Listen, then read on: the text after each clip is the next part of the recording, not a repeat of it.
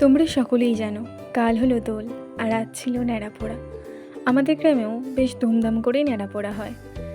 আজকেরই কিছু মুহূর্ত আমি তোমাদের সকলের সাথে ভাগ করে নিতে চাই। এই যে দেখছো কচিকাচারা, ওরা বাজি পোড়াচ্ছে।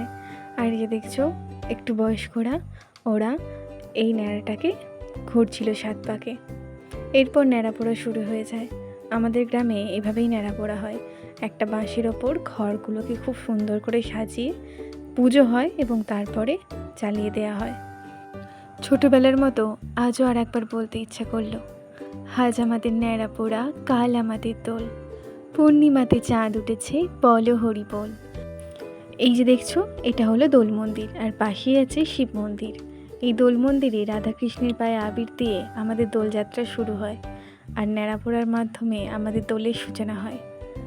ভালো লাগলে লাইক করো, শেয়ার করো, সাবস্ক্রাইব করো। থ্যাংক ইউ সবাইকে।